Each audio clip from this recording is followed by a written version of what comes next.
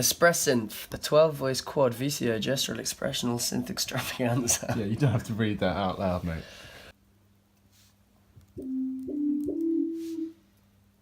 Nice. Press the space button to start. Use the A, W, S, D. Is it polyphonic? It is polyphonic, yeah. So I've read the instructions. I'm going to press the space bar, which is now leading me to the calibration page. It needs to draw these shapes here that the GIFs are denoting to calibrate the gesture recognition. Cool. So I hold the blue button and draw the shape. That's right. Does it matter at which point I start? Yeah, if you see where the light goes, where the light goes on and off. Oh, okay. That's left where corner. you press it and then let go again.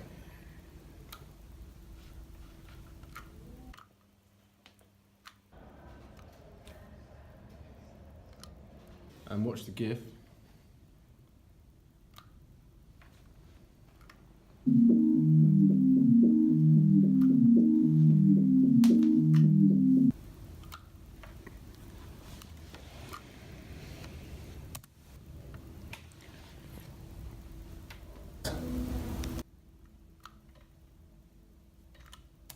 How's the calibration feeling? It's feeling fine. Were the instructions clear? The instructions were clear.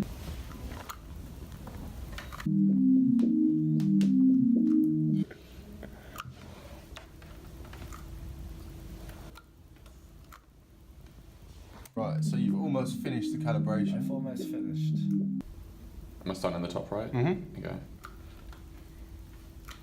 Right, so you have to draw a shape to go into the right section. To the filters section? Filters.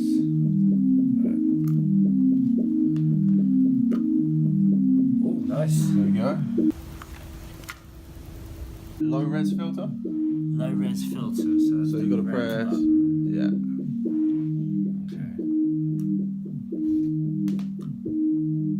Cool. If you go down there, it's gone to low res. If you go back 2 times, so tap the red. Yeah. And then tap it again.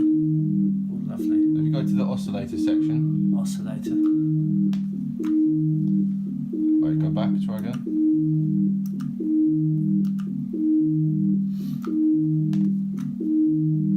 Oh, there we go. Alright, now if you go back 1. With the red button. Yeah. Right, now if you draw the wave that you want, it will change to that waveform. Go square, why not?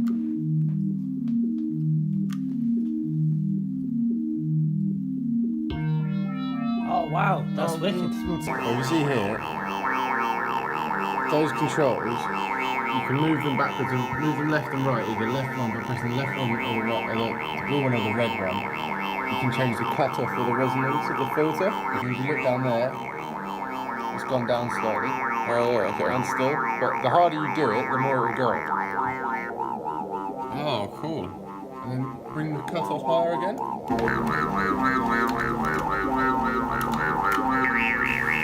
Sweet. Keep going up, see how high you can get the cutoff.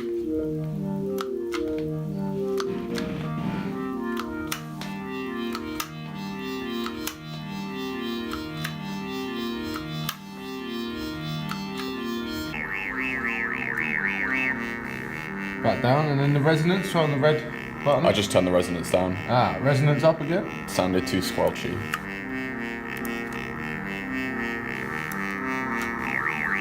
Let's try making the LFO at around 10 hertz Okay. and a depth of around 0.5. Okay. Okay. Right, choose a section. I would like to choose the LFO Porter figure of 8 section, please, Tom. Wait, okay. How do I do that? How do you think? Do I do it? Yeah. Yeah. That was sick. Faster speed. That was pretty cool though, wasn't it? Yeah. Right, we're on 0.5. Let's get up to 10 hertz. Okay.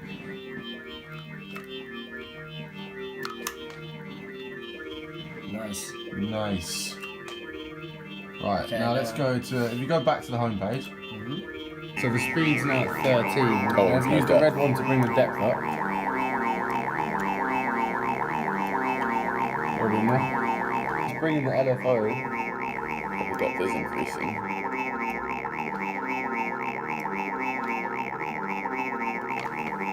You have to. Oh, I didn't actually see you got the information down there. Yeah, the settings at the bottom down there. In the LFO section now. Yeah. So as you see there, use the red button to change the depth, and the blue one for speed. So the depth there, Right. I'm going to make the depth a bit higher. That's cool. So it's...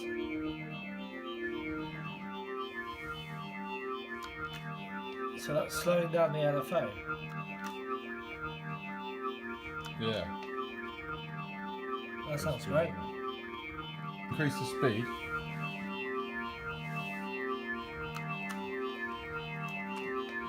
How's that?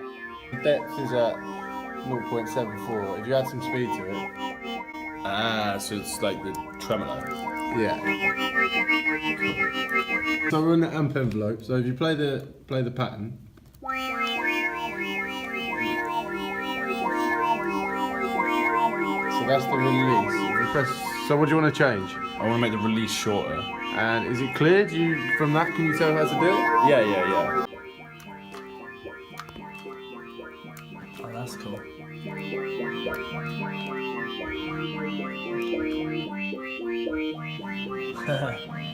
So I can see it comes up here. Hang on, I want to make the attack time shorter. Kind of works, yeah, like pushing it out. Like imagine a envelope goes like that. Mm-hmm. You press the blue one to push the envelope out, so it has a longer attack. Okay. So if you want to make the attack shorter, you have to bring it in a bit, and then if you want to make the release shorter, you bring that in as well from the right. Okay, just press it and then like that. Okay, yeah. Yeah, it's so fine. that's it there. Is it like a scale thing, or will it literally just like, okay? Yeah. Okay, you get got it now.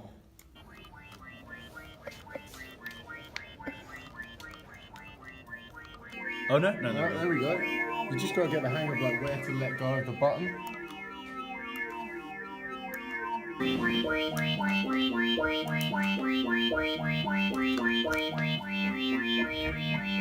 $3,000 milliseconds.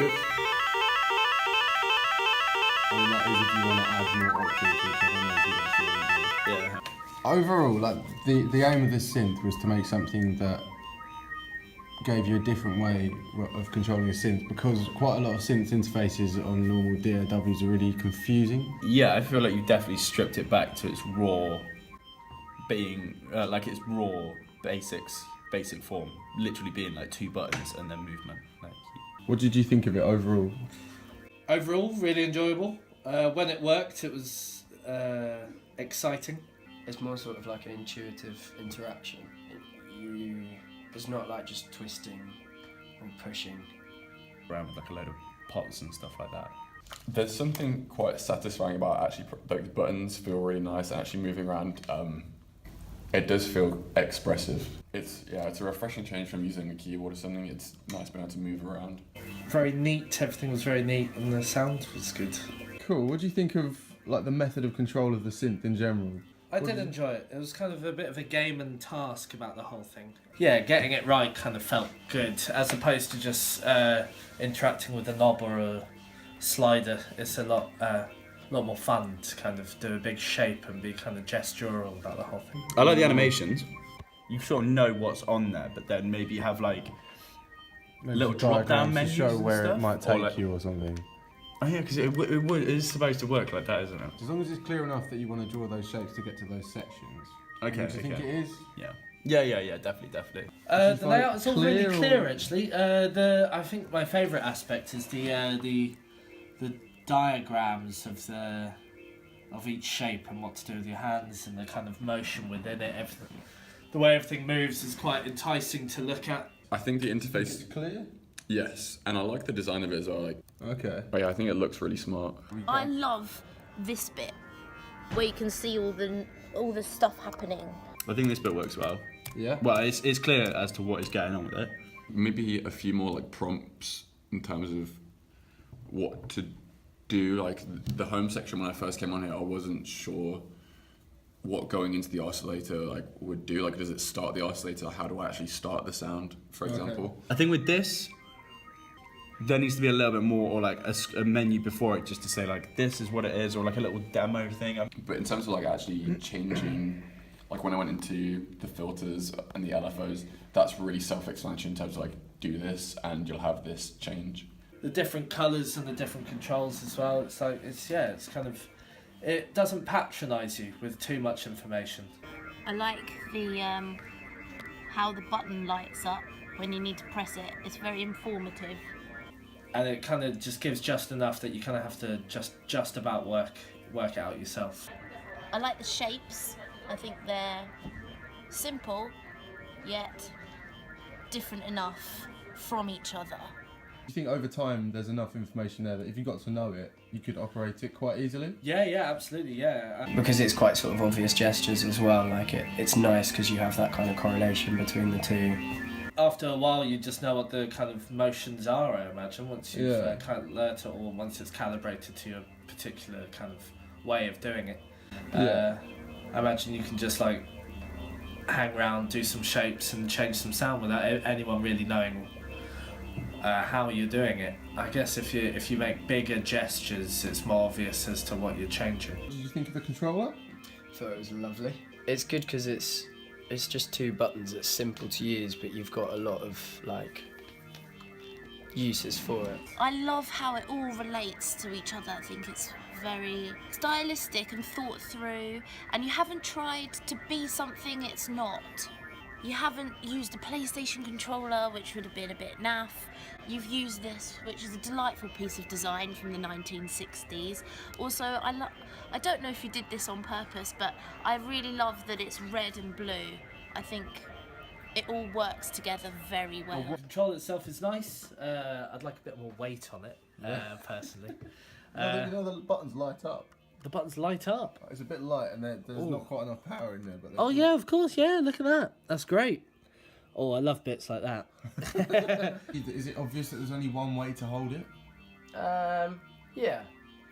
Maybe if you were left-handed, it would be the Well, if other you're hand. But you'd still hold it the same way. Yeah, no, it's quite a familiar sort of, you know, like thing. I actually really do like the controller. Do you personally feel that some synths interfaces are confusing? Definitely, yeah. Do you think this is less confusing if you got to know it a little bit better?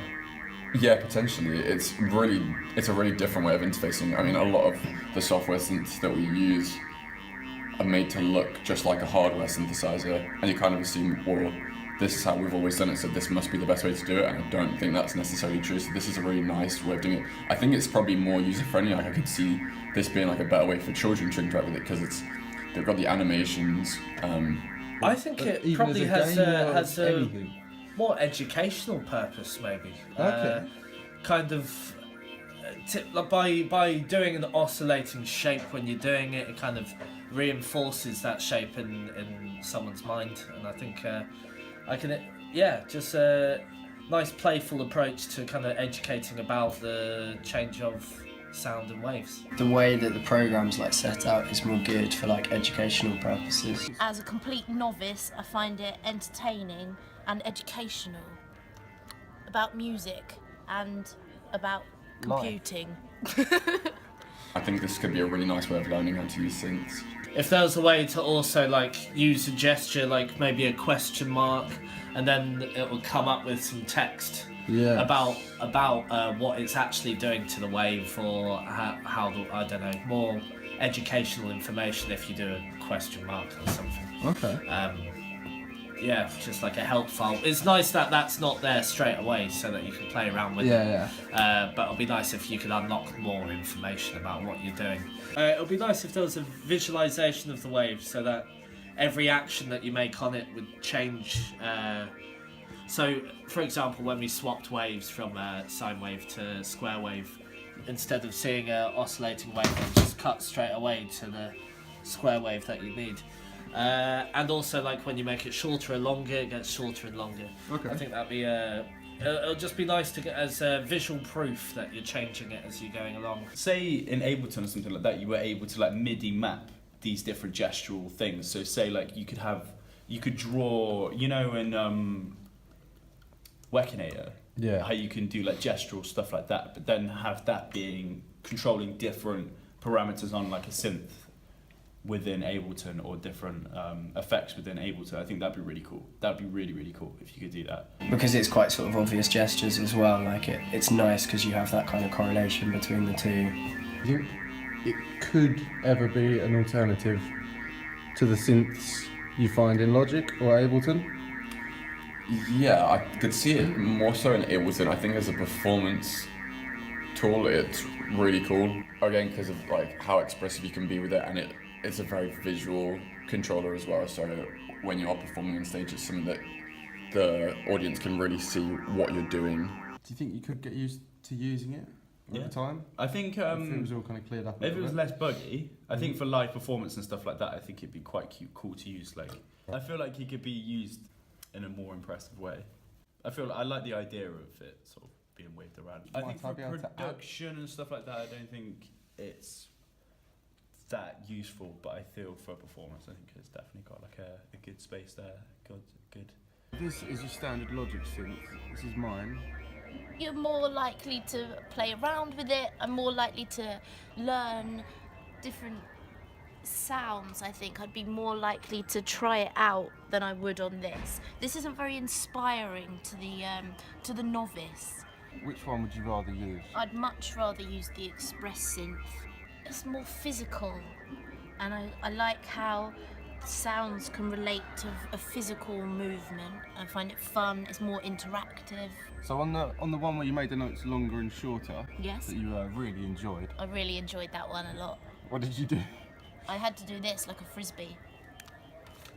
Yes, correct. Excellent. Now on this really cool, colourful thing here, you do that. Ugh. Boring. Which one would you rather do? Why ask the question, really? Of course, I'd rather use the expresSynth.